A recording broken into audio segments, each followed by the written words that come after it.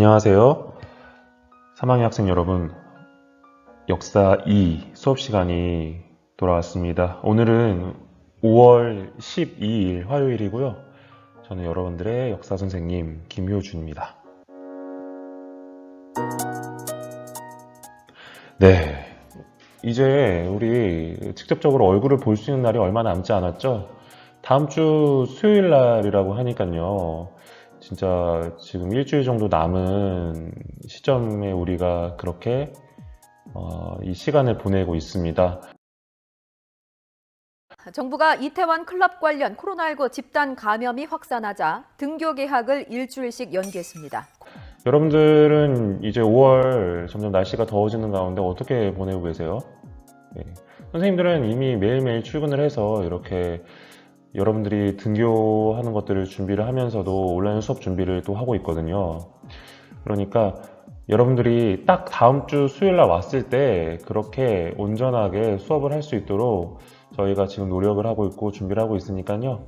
우리 학생 여러분들 많이 기대해 주시고 또 다음 주부터 이렇게 학교 나올 날을 위해서 컨디션 관리도 좀 해야겠죠.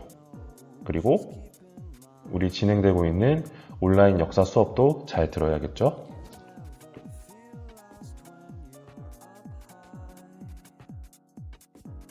자, 오늘은 크게 세 가지입니다. 첫 번째로 농민군이 이제 개혁을 주장을 했었죠.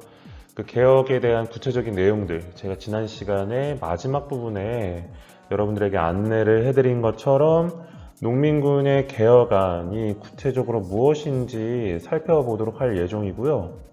두 번째로는요, 외국 세력에 맞서서 농민군이 다시 봉기하게 되는 내용을 살펴보도록 하겠습니다. 그리고 마지막 세 번째로는요, 동학농민운동은 과연 어떠한 의의가 있고 한계가 있는지 그 내용들을 알아보도록 하겠습니다.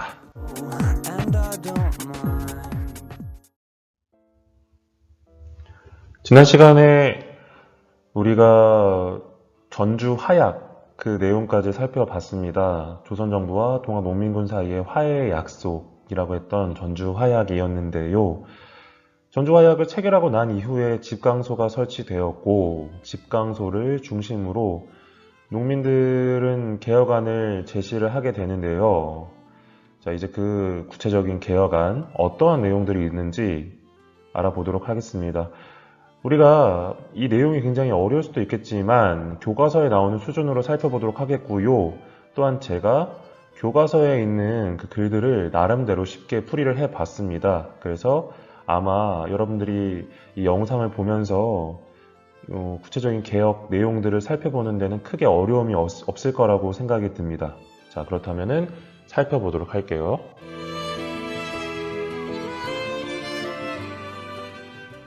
첫 번째 내용입니다. 제가 읽어볼게요. 부정을 많이 하는 관리들은 각각 죄 지은 것을 조사해서 엄격하게 벌을 주자라는 내용입니다.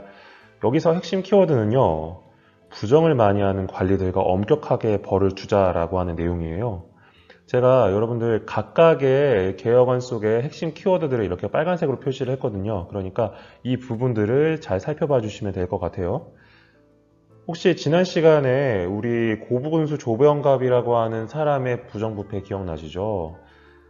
동학농민군은요, 이렇게 부정부패 그리고 뒤에서 돈을 많이 챙기는 그런 관리들을 다 하나하나씩 찾아내서 엄격하게 벌을 주고 그리고 이들을 싹 몰아낸 다음에 깨끗한 사회를 만들자고 주장을 했습니다. 굉장히 파격적인 내용들이었죠. 네, 바로 첫 번째는 이러한 내용이었어요. 자, 두 번째로는요, 백성들을 못살게 괴롭히는 부자들을 조사해서 벌을 엄하게 주자라고 하는 내용입니다. 자, 아무래도 부자들은 자신들의 돈을 모으기 위해서 백성들을 못살게 굴었던 것 같습니다. 자, 그래서 농민군은 이들을 잡아내서 벌을 주자고 말합니다. 즉, 부자들이 농민들의 재산을 더 이상 빼앗지 못하게 하려는 어떤 내용의 개혁안이라고 볼 수 있는 거죠. 백성들을 편하게 살 수 있도록 하기 위해서 이런 것들을 제시한 겁니다. 다음으로는요, 노비들을 묶어두었던 노비 문서는 불태워버리자라고 하는 내용입니다. 당시 조선은 신분제 사회여서 노비들이 가장 밑에 있었던 신분인 거 다들 아시나요? 예, 노비들의 주인들은 당시 노비들을 가지고 있었던 증명서와 같은 노비 문서를 가지고 있었어요. 자, 그래서 노비들은 이 문서가 주인한테 있는 한, 뭐 어디를 이동할 수도 없었고요. 쉽게 편하게 결혼할 수도 없었고요. 굉장히 자유로울 수 없었던 삶을 살고 있었습니다. 자, 그래서 농민군은 노비 문서를 불태워서 신분제도 또한 없애자고 주장을 합니다. 모두 다 공평하게, 평등하게 말이죠. 오늘날처럼요.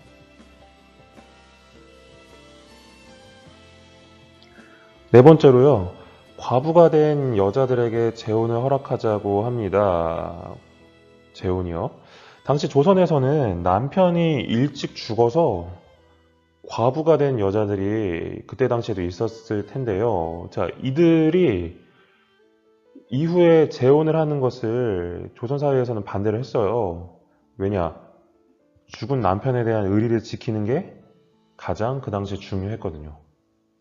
예, 그래서 남편이 죽으면은 그 여자는 계속 혼자서 살아야 된다는 게 그 당시에 일종의 룰이었어요. 자, 그러나 자, 농민군은 과부들이 새로운 삶을 살 수 있도록 도와주자고 했습니다. 그래서 이들을 좀 자유롭게 놓아주자라고 하는 거였죠. 네, 정말 이 개혁안을 보면요, 평민의 입장에서 쓴 그런 내용으로 좀 보이는 거 여러분들 보이시죠? 다음으로는요, 관리를 선발할 때는 혈연이나 서로 아는 사람을 뽑아주지 말고 골고루 능력이 맞는 사람을 선발하자라고 합니다. 당시 조선사회에서는 양반 신분만 갖고 태어나면 관직, 돈, 권력 모든 걸 가질 수 있었어요. 뿐만 아니라 세금도 그때 안 났었죠. 자, 상대적으로 양반 아래에 있는 중인 계급이나 평민들은 차별을 받게 되었는데요. 자, 농민군은 이렇게 차별을 받지 말고 개인의 능력에 초점을 맞춰서 능력이 훌륭한 사람을 관리로 선발하자고 주장을 합니다. 파격적인 개혁 내용 계속 이어지고 있죠. 마지막으로 토지는 공평하게 나누고 농사를 짓자라고 하는 내용입니다. 당시 땅이 없는 사람들에게도 토지를 공평하게 나눠서 굶어 죽는 사람이 없도록 주장을 하는 내용인데요. 네, 뭐 권력이 굉장히 센 양반들은 많은 땅을 가지고 있었고요. 또 평민들, 가난한 평민들은 또 땅이 없는 상황이 있었죠. 그렇기 때문에 이렇게 누구는 많이 가지고 누구는 적게 가지고 이런 상황들을 경계를 하면서 모두가 동등하게 신분도 없애고 그리고 땅도 고르게 서로 나눠 갖자고 하는 내용을 주장을 합니다. 그래서 정말 이 동학농민군이 평민들을 위한, 농민들을 위한 그런 개혁안을 주장을 했어요. 여러분들 이제 좀 감이 오시나요? 이 개혁 내용들을 통해서 동학농민군이 어떠한 사회를 추구하는지요? 아, 어렵다고요? 네, 알겠습니다. 네, 어렵대요. 네. 자, 그러면은 이제 동학농민운동의 개혁 내용을 간략하게 살펴봤고요. 이제 동학농민운동의 후반부, 마지막 내용을 살펴보도록 하겠습니다. 제목은요, 외세, 그리고 봉기라고 하는 내용입니다. 자, 외세 하면은 외국 세력이라고 하는 뜻인데요. 외국 세력 하니까 혹시 여러분들 딱 떠오르는 게 있나요? 예, 그렇죠. 바로 청나라하고 일본이 떠오릅니다. 여러분들이 생각하는 그 느낌, 제가 설명하려고 하는 그 내용 딱 맞아요. 자, 그래서 이 제목을 통해서 우리 외국 세력과 과연 봉기는 어떠한 관련이 있는지 동학농민운동 후반부 내용을 통해서 살펴보도록 하겠습니다. 들어가 볼게요.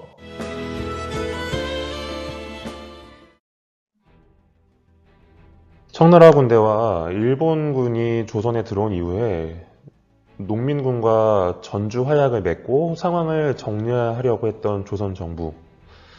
자, 조선 정부는 두 외국 세력들에게 나가줄 것을 요구합니다. 자, 지방 갈등이 다 끝났으니까 옆집 사람한테 돌아가셔도 좋다고 하는 말과 같은 맥락이죠.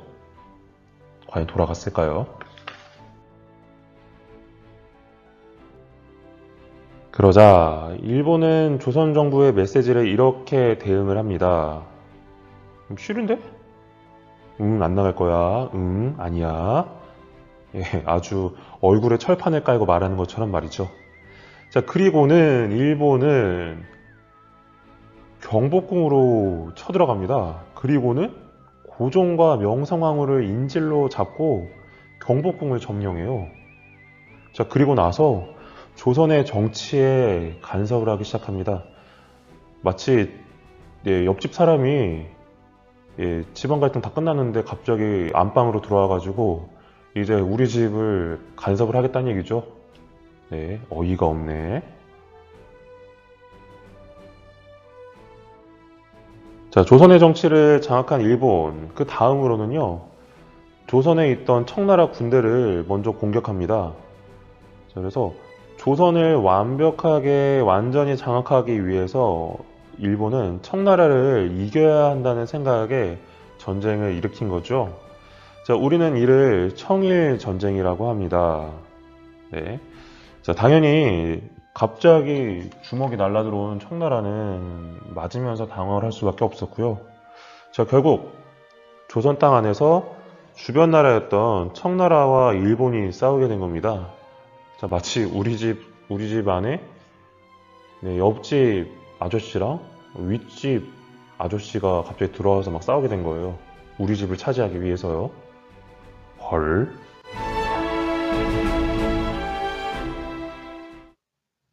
청일전쟁이 일어나게 되고 이것을 지켜본 동학농민군 이렇게 얘기를 합니다. 야, 우리 이러려고 전주화약 체결한 거 아니잖아. 야, 일본 그 뭐야? 미친 거 아니야? 라고 얘기를 합니다. 네. 그래서 이 동학농민군은 흩어졌던 사람들을 다시 모으게 돼요. 그리고 일본군을 물리치기 위해서 다시 봉기를 일으키게 됩니다. 네, 우리 집을 놓고 옆집 아저씨와 윗집 아저씨가 싸우는 걸 보고 다시 집에 있는 자녀들이 힘을 모으는 것과 똑같은 비슷한 맥락이죠.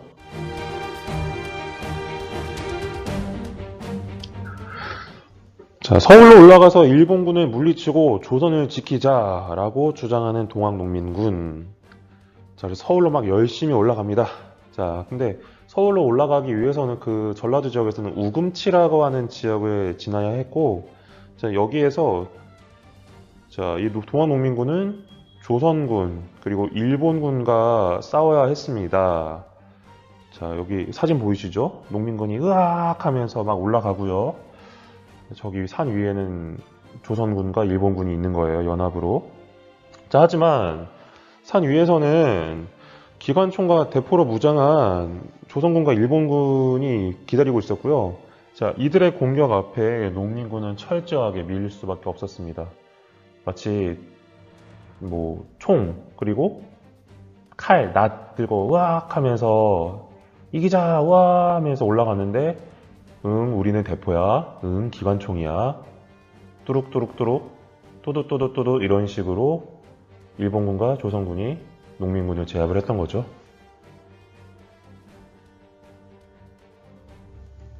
결국 동학농민군은 패배를 하게 됩니다. 그리고 농민군의 지도자였던 전봉주는 잡히게 돼요. 그래서 결국 교수형에 처하게 됩니다.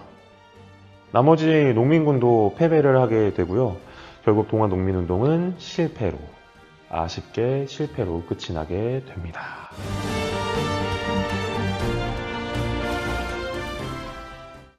이렇게 농민들이 주인공이 되어서 일으켰던 동학농민운동. 결국 실패로 끝이 났지만 이 사건에도 의의 그리고 영향이 존재합니다. 한번 살펴보도록 하겠습니다.